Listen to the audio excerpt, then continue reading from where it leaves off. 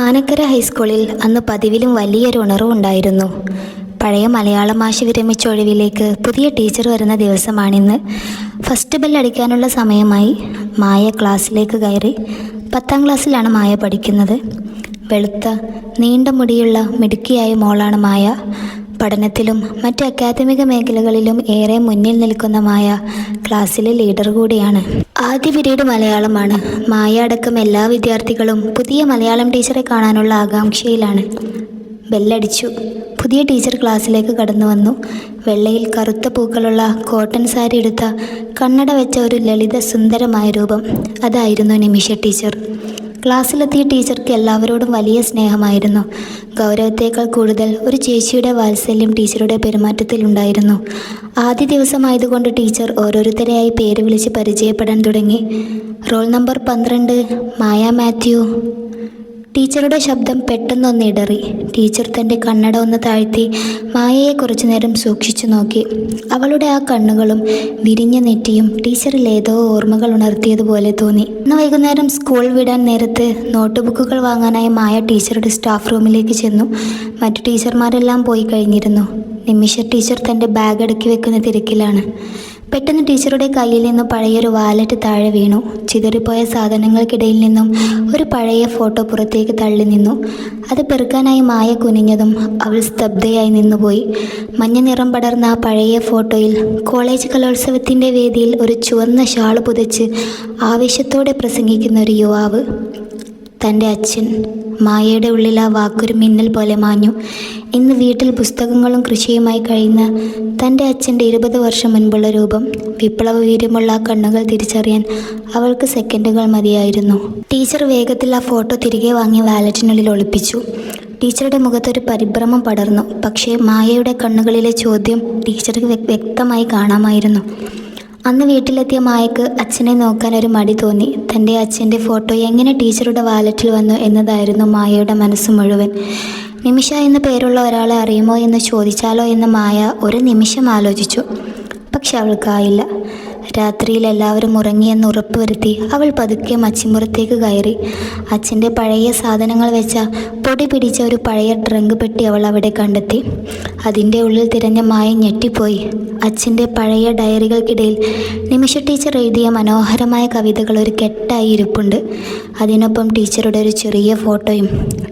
ടീച്ചറുടെ വാലറ്റിൽ അച്ഛൻ പ്രസംഗിക്കുന്ന ഫോട്ടോയാണെങ്കിൽ അച്ഛൻ ഈ രഹസ്യപ്പെട്ടിയിൽ ടീച്ചർ ചിരിച്ചു നിൽക്കുന്ന ഒരു പഴയ ഫോട്ടോ ഒളിപ്പിച്ചു വെച്ചിരിക്കുന്നു.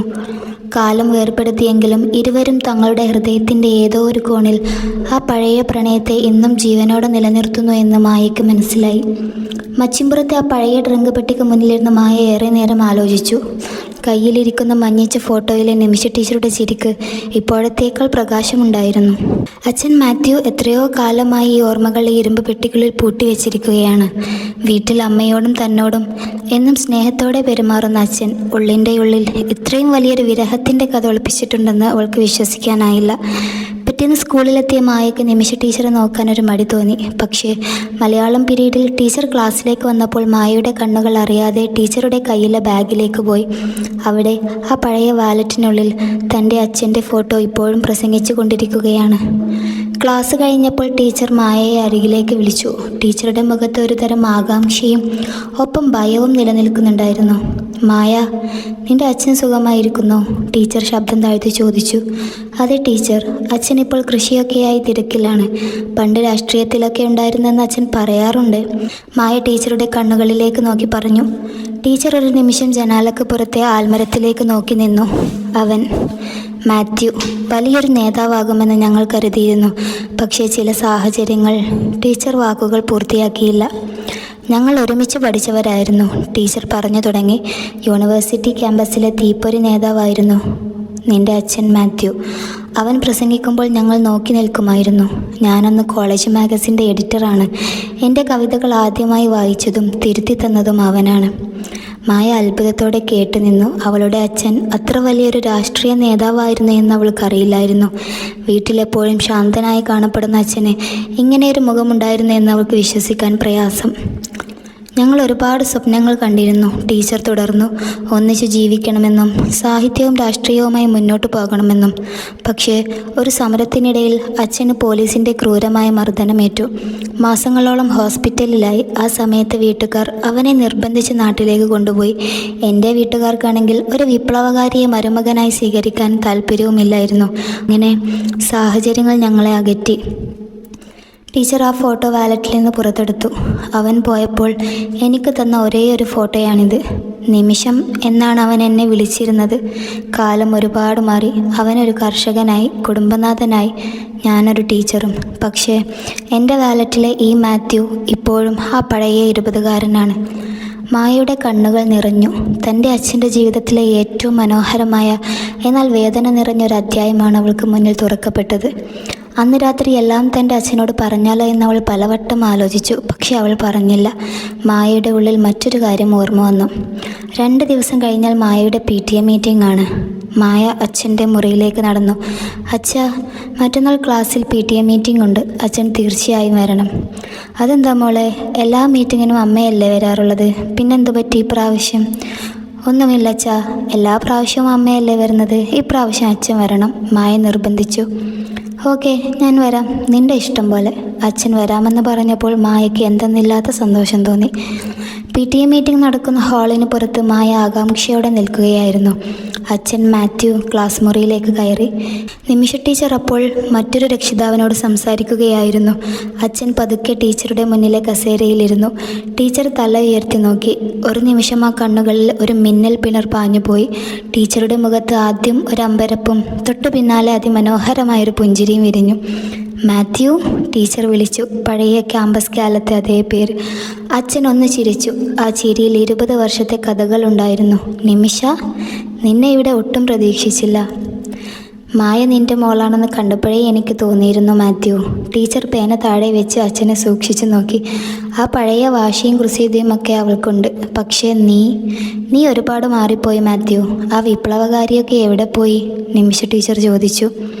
അച്ഛൻ തൻ്റെ ഷർട്ടിൻ്റെ പോക്കറ്റിൽ ഒന്ന് തട്ടി ചിരിച്ചു. അതൊക്കെ ആ ട്രങ്ക് പെട്ടിയിലുണ്ട്. ഇപ്പോൾ ഞാൻ വെറുമൊരു കർഷകനാണ്. പക്ഷെ നിൻ്റെ മലയാളത്തോടുള്ള സ്നേഹം മാറിയിട്ടില്ലല്ലേ? ടീച്ചറായ വിവരം ഞാൻ അറിഞ്ഞിരുന്നില്ല. ജീവിതം നമ്മളെ എവിടെയൊക്കെയോ എത്തിച്ചു, ടീച്ചർ ശാന്തമായി പറഞ്ഞു. മായയോട് ഞാൻ പഴയ കാര്യങ്ങളൊക്കെ പറഞ്ഞു. നീ എന്നെ വിട്ടുപോയതല്ലെന്നും സാഹചര്യങ്ങൾ നമ്മളെ മാറ്റിയതാണെന്നും അവൾക്കറിയാം. അവളൊരു പാവമാണ്.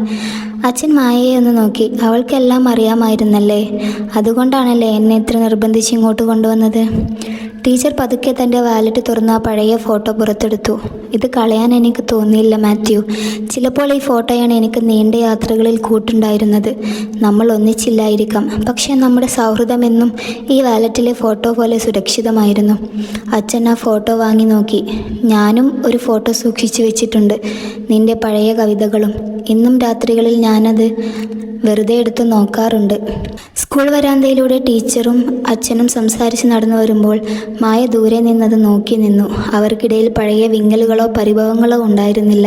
മറിച്ച് വർഷങ്ങൾക്ക് ശേഷം കണ്ടുമുട്ടിയ 2 ഉറ്റ സുഹൃത്തുക്കളെ പോലെ അവർ ചിരിച്ച് സംസാരിക്കുകയായിരുന്നു. അച്ഛൻ തൻ്റെ കുടമടക്കി കയ്യിൽ പിടിച്ചു. ടീച്ചർ തൻ്റെ മലയാളം ടെക്സ്റ്റ് ബുക്ക് നെഞ്ചോട് ചേർത്ത് പിടിച്ചു. മായയുടെ അടുത്തെത്തിയപ്പോൾ ടീച്ചർ അവളുടെ തോളിൽ ഒന്ന് തട്ടി. നിന്റെ അച്ഛൻ ഇപ്പോഴും പഴയ ആ മാത്യു തന്നെയാട്ടോ മായ, ഒരു മാറ്റവുമില്ല. ആ വിപ്ലവമൊക്കെ ഉള്ളിൽ തന്നെയുണ്ട്, ടീച്ചർ ചിരിച്ചുകൊണ്ട് പറഞ്ഞു. അച്ഛനൊന്ന് ചമ്മിയതുപോലെ ചിരിച്ചു. പഴയ കാര്യങ്ങൾ മോളോട് പറഞ്ഞു കൊടുത്ത് എന്നെ നാണം കെടുത്തരുത് കേട്ടോ. അതൊക്കെ പറഞ്ഞാലല്ലേ മായയ്ക്ക് അച്ഛനെക്കുറിച്ച് കൂടുതൽ അറിയാൻ പറ്റൂ. ടീച്ചർ അച്ഛനെ നോക്കി പുഞ്ചിരിച്ചു. സ്കൂൾ ഗേറ്റിനടുത്തെത്തിയപ്പോൾ അച്ഛൻ ടീച്ചറോട് യാത്ര പറഞ്ഞു. ശരി നിമിഷ, എന്നാൽ ഇറങ്ങട്ടെ.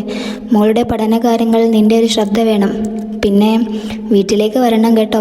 എൻ്റെ ഭാര്യയ്ക്ക് നിന്നെ കണ്ടാൽ വലിയ സന്തോഷമാകും. തീർച്ചയായും വരാം. മായ വഴി ഞാൻ അറിയിക്കാം. ടീച്ചർ യാത്ര പറഞ്ഞ് സ്റ്റാഫ് റൂമിലേക്ക് നടന്നു. തിരികെ കാറിൽ വീട്ടിലേക്ക് പോകുമ്പോൾ അച്ഛൻ വല്ലാതെ റിലാക്സ്ഡ് ആയതുപോലെ മായയ്ക്ക് തോന്നി. അച്ഛൻ പഴയൊരു പാട്ട് മെല്ലെ മൂളുന്നുണ്ടായിരുന്നു. അച്ഛാ, മായ വിളിച്ചു. എന്താ മോളെ? അച്ഛന് സങ്കടമായോ ടീച്ചറെ കണ്ടപ്പോൾ? അച്ഛൻ കാർ സൈഡിലേക്ക് ഒതുക്കി നിർത്തി മായയെ നോക്കി. ഇല്ല മോളെ, സത്യത്തിൽ വലിയൊരു ഭാരം ഒഴിഞ്ഞതുപോലെ തോന്നുന്നു. ജീവിതത്തിൽ നമ്മൾ ചില ആളുകളെ വല്ലാതെ മിസ് ചെയ്യും. പക്ഷേ അവർ സുരക്ഷിതരായി സന്തോഷമായി ഇരിക്കുന്നു എന്നത് കാണുമ്പോൾ വലിയൊരു ആശ്വാസമാണ്. ആ പഴയ ഫോട്ടോയും ഡയറിയും ഇനി എനിക്ക് ആ മച്ചിൻപുറത്ത് ഒളിപ്പിച്ച് വെക്കേണ്ടി വരില്ല. അതൊക്കെ ഇനി എൻ്റെ സന്തോഷമുള്ള ഓർമ്മകളാണ്. അച്ഛൻ വീണ്ടും ഡ്രൈവിംഗ് തുടർന്നു. വീട്ടിലെത്തിയപ്പോൾ അച്ഛൻ നേരെ പോയി ആ പഴയ ട്രങ്ക് പെട്ടി തുറന്നു. അതിലെ ഡയറികൾ പൊടി തട്ടി വൃത്തിയാക്കി തൻ്റെ ലൈബ്രറിയിലെ ഷെൽഫിൽ വെച്ചു. അന്ന് രാത്രി ഉറങ്ങാൻ കിടക്കുമ്പോൾ മായ ഓർത്തു, ചില കഥകൾ പ്രണയമായി തുടങ്ങുമെങ്കിലും അവ അവസാനിക്കുന്നത് അതിലും വലിയൊരു സൗഹൃദത്തിലായിരിക്കും. ടീച്ചറുടെ വാലറ്റിലെ ആ പഴയ മാത്യുവും മച്ചിൻപുറത്തെ ആ നിമിഷവും ഇപ്പോൾ രണ്ട് വ്യത്യസ്ത ജീവിത സാഹചര്യങ്ങളിലാണ്. മഴ വീണ്ടും പെയ്യാൻ തുടങ്ങിയിരുന്നു. പക്ഷേ ഇപ്പോൾ ആ മഴയ്ക്ക് ഒരു പ്രത്യേക സംഗീതമുണ്ടായിരുന്നു.